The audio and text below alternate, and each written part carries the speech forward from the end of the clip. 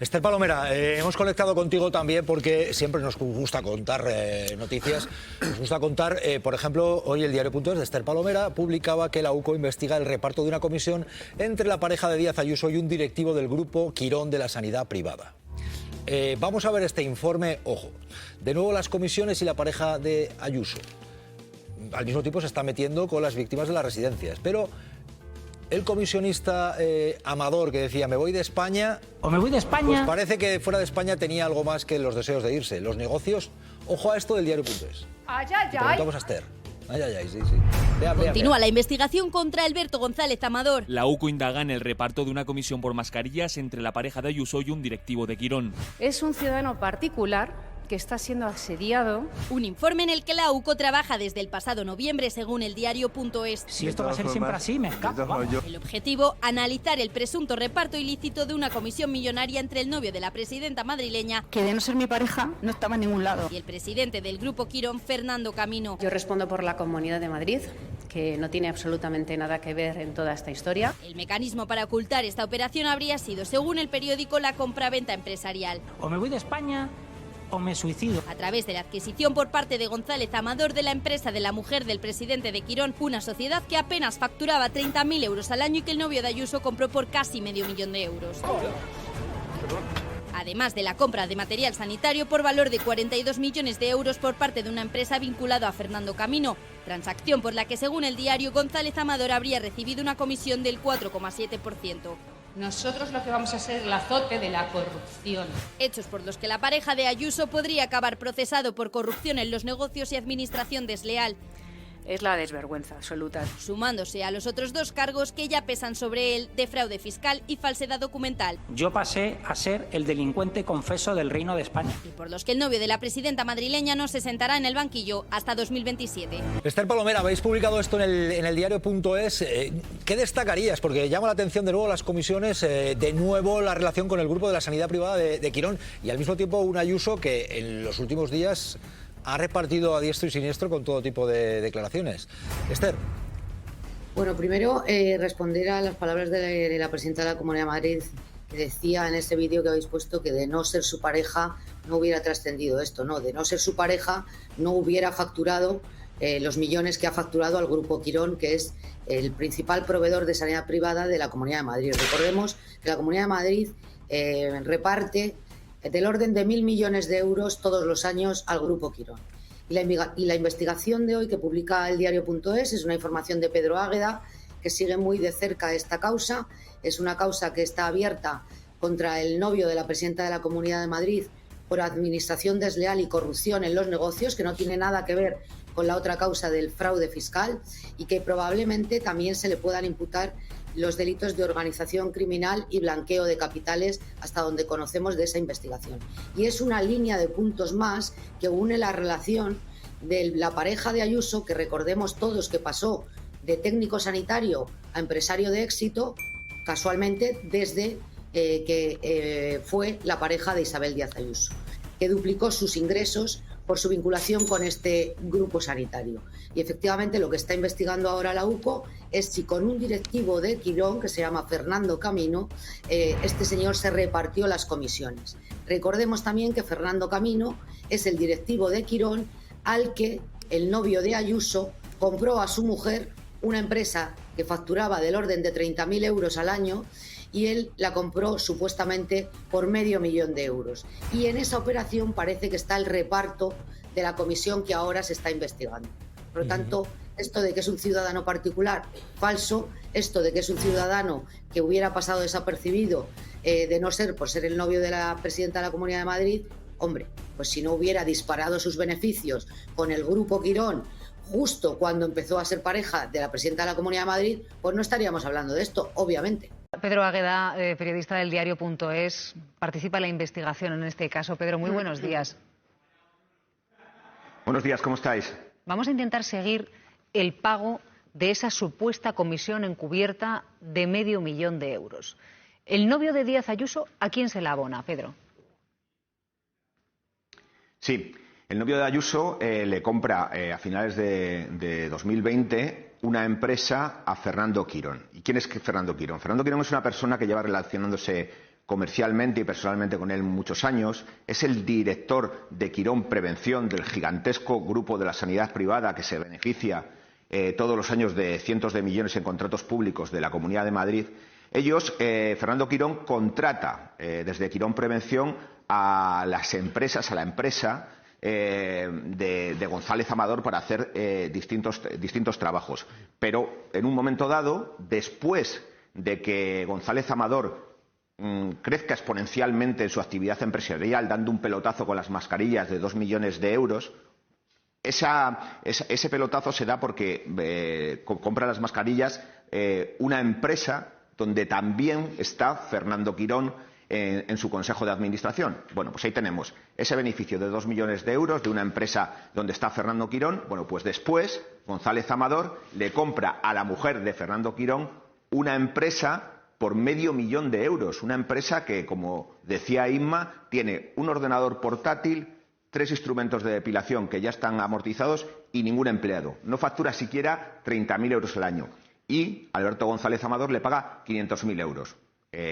La Fiscalía piensa que es el pago por otras cuestiones, una contraprestación, según las acusaciones populares. Porque ¿cuál podría ser esa contraprestación? ¿Está documentada? ¿Se ha avanzado en esa investigación? No, las acusaciones populares, que son las que PSOE y Más Madrid, que son las que revolucionan el caso cuando piden que, más allá de los 2 delitos fiscales y el de falsificación de documentos que se atribuye a González Amador, se amplíe esa investigación a otros 5 delitos, incluido este presunto, el de corrupción en los negocios, dicen que esos 500.000 euros por una empresa que no vale eso ni de lejos, podrían ser la parte de la comisión que se habría repartido Alberto González Amador y Fernando Camino por ese pelotazo de 2 millones de euros. Es decir, Fernando Camino está en una empresa que le da 2 millones de euros en una operación a Alberto González Amador. Una cifra desproporcionada por una mera interconexión que hizo González Amador entre 2 empresas españolas. Dice que va a Estados Unidos a reunirse, pero eran 2 empresas españolas que ponen contacto, se lleva 2 millones. Quien paga es una empresa donde está Fernando Quirón. Las acusaciones populares plantean si no era esa la parte que Fernando Camino había acordado previamente con González Amador repartirse a cambio de darle ese contrato de las mascarillas. Pedro, esto en lenguaje coloquial, esto de la supuesta comisión encubierta, esto es un supuesto soborno, ¿no? Claro, y así lo dice el fiscal. No es el soborno que conocemos de que tú pagas a un funcionario público para que te dé una adjudicación, pero existe también en el mundo de los negocios, en la corrupción entre particulares, la presunta corrupción entre particulares que aprecia la acusación popular y ahora la Fiscalía. Y también la jueza, que abrió esa pieza separada porque cree que había que ampliar esta investigación a esa presunta corrupción entre particulares. Dice el fiscal que en el orden socioeconómico las operaciones deben hacerse pues con limpieza y no a través del pago de sobornos. Es ahí cuando utiliza esa palabra para apuntalar lo que en otros puntos del escrito dice reiteradamente que puede ser directamente una comisión ilegal. Porque claro, además también se dice, ¿no? Se puede alterar el funcionamiento básico del mercado, que es por la oferta y la demanda. Si se adultera eso, pues al final se está provocando cambios que, pues no favorecen, al menos seguro, a los consumidores, a quienes acaban al final pagando por esas mascarillas. No sé qué te parece. Ajá. Esther Palomera, gracias por acompañarnos en Malas Lenguas. Cuídate y buenas tardes. Gracias, Esther. Os pido opiniones sobre esto. Chema, Marta, Pablo, venga, un titular a cada uno, las comisiones y González Amador, otra vez la noticia que cuenta en este caso el diario.es, sí, a repartir con un directivo del grupo de la sanidad privada de Quirón, que al mismo tiempo se lleva contratos de la Comunidad de Madrid. Me consta que esto que voy a decir hay agentes de la UGO que le molesta, en especial, ¿no? Creo que los compañeros del diario.es hacen muy bien en poner el foco en que la UGO está investigando desde noviembre esta comisión. Pero hay que recordar que hace más de un año, hace 380 días, fue cuando la Fiscalía dijo que había que investigar si había corrupción en los negocios. Que fue el 27 de junio cuando una jueza, que ya hasta se ha jubilado la jueza, dijo que la UCO tenía que hacer un informe. Y no fue hasta el mes de noviembre cuando se pusieron a trabajar. Conclusión: eres un ciudadano particular cuando pasan más de 380 días y todo lo que tenemos es que la UCO se va a poner a investigar lo que hace un año ya debería estar investigando. O sea, el informe de la UCO todavía no lo tenemos. No lo tenemos. Y hay que recordar que, por ejemplo, informes de Ábalos han hecho en un mes, pero de Begoña Gómez en 2 días. Marta y Pablo, venga. En cualquier caso, con lo que se está contando, se está sabiendo, bueno, esto está en los tribunales, reconforta. Sí, hay dos causas, una de ellas efectivamente por corrupción en los negocios y falsedad documental, y se está investigando y se está investigando y se le juzgará, bueno, pues despacito, deprisita, pero se está investigando. O sea, que te quiero decir que la justicia ha tomado cartas en el asunto, siendo todo el pareja de Ayuso, etcétera, etcétera. Ahí tiene dos causas judiciales abiertas. Pablo, ¿hay o no hay dos causas judiciales? Venga, la justicia está actuando, dice Marta Gómez Montero. Bueno, ¿está actuando o no? Quiero decir. Yo creo que le preguntamos a Pablo también a ver si opina igual. Vale. Cuando algunos decíamos que en este país no había normalidad democrática y que buena parte de la judicatura operaba orientada políticamente en una dirección concreta, algunos echaban las manos a la cabeza, no solamente en el PP, también en el PSOE. Hoy, por suerte, hay sectores también en el PSOE que dicen, efectivamente, esto es una tomadura de pelo. Que el hermano y el novio de la presidenta de la Comunidad de Madrid han ganado mucho dinero gracias a ser el hermano y el novio no es algo que diga yo. Hasta un señor poco sospechoso de ser de izquierdas como Pablo Casado, no sé si le recuerdan, fue presidente del Partido Popular, calculó que podía ganar su interna Ayuso diciendo, hombre, pero si es que hay corrupción aquí porque se está forrando el hermano. Y ahí demostró una enorme ingenuidad. Allí lo que dijo Ayuso, ¿sabes a quién van a defender los medios de comunicación de la derecha? A mí. ¿Sabes a quién van a defender los jueces de la derecha de este país? A mí. Y hubo una concentración en la puerta del propio Partido Popular y los medios de comunicación de la derecha le bajaron el dedo a Pablo Casado, que ahora vive honradamente trabajando como comisionista para la industria de armamento. Lo que ocurre en este país es una estafa. Lo que ocurre en buena parte de la judicatura, en buena parte de los medios de comunicación y en buena parte de las empresas que se compran expolíticos. Hoy le han preguntado a la presidenta de la Comunidad de Madrid por la declaración ante el juez de esta semana de un exalto cargo suyo, Carlos Moore, que fue quien firmó los conocidos como protocolos de la vergüenza, aquellos protocolos que prohibieron derivar a hospitales a personas mayores de las residencias madrileñas durante la pandemia. Tuvieran COVID o no tuvieran COVID, no se les podía derivar. Moore, ante el juez, dijo que el entonces consejero de Sanidad y su viceconsejera conocían aquellos protocolos y que dieron su visto bueno antes de la firma. Claro, el que entonces era consejero hoy es senador y la que entonces era viceconsejera hoy es consejera de Asuntos Sociales del gobierno de Ayuso. Y este exalto cargo, Carlos Moore, apuntó a ellos ante el juez. Bueno, le han preguntado hoy a Ayuso y ella ha contestado como van a escuchar. Presidenta, yo quería preguntarle por esa sesión del juicio que se celebró el lunes, que trataba los protocolos aplicados en las residencias durante la pandemia. Carlos Moore afirmó que envió esos documentos a la Consejería de Sanidad y es la primera vez que se señala a dos miembros de su gobierno. No sé qué opinión tiene usted de esto. Gracias. Considero que la plataforma de frustrados de la izquierda madrileña y los activistas mediáticos que les hace el caldo gordo llevan 143 procesos judiciales perdidos en un país donde han muerto más de 120.000 personas y por lo que el Gobierno nunca dio explicaciones ni nunca trabajó realmente como hicimos las comunidades autónomas.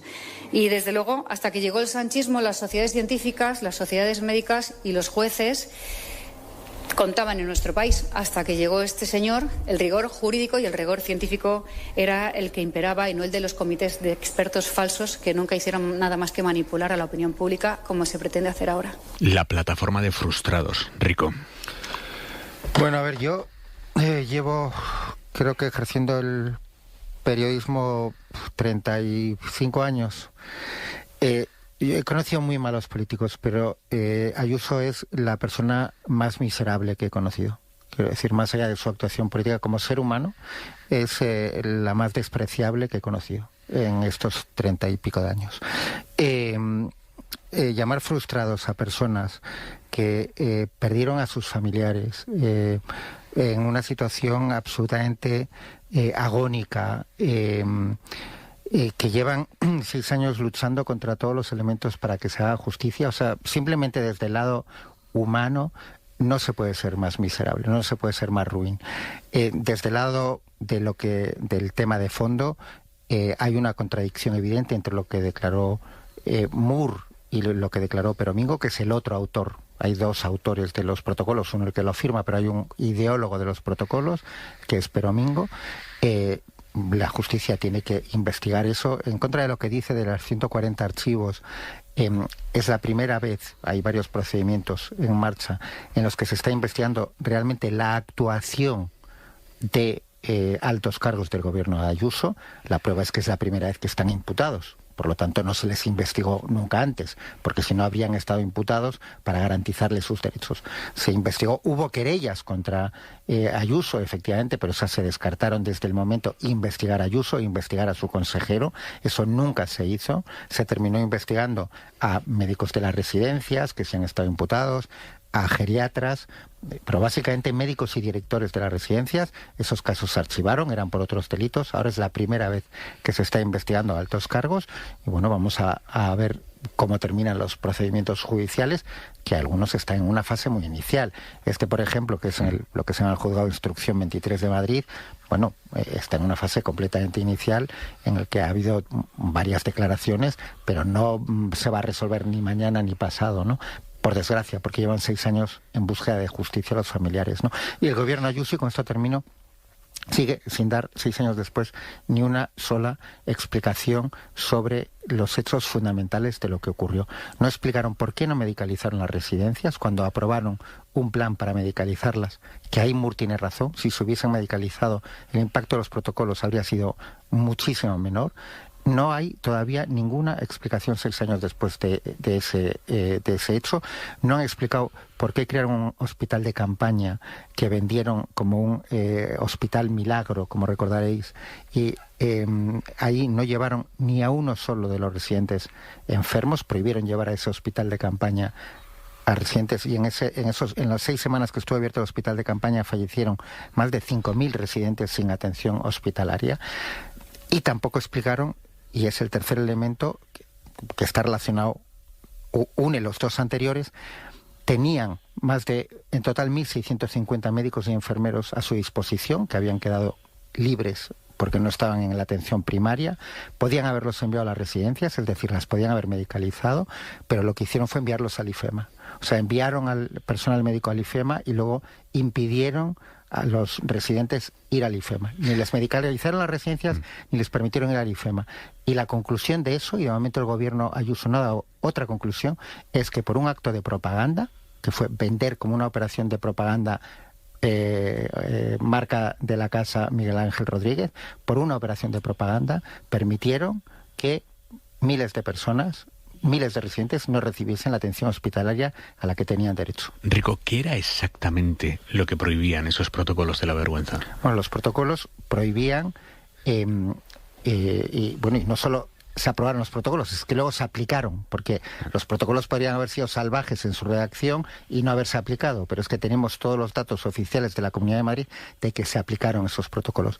Muy resumido, establecían un bloqueo bastante enorme a trasladar de las residencias a los hospitales a aquellos residentes que tuviesen un impedimento, que fuesen en silla de ruedas, por ejemplo, que no fuesen independientes para la marcha, en lenguaje, pero vamos, que no pudiesen caminar por sí mismos, o que tuviesen un deterioro cognitivo medio o alto. Es decir, o sea, tuvieran o no COVID.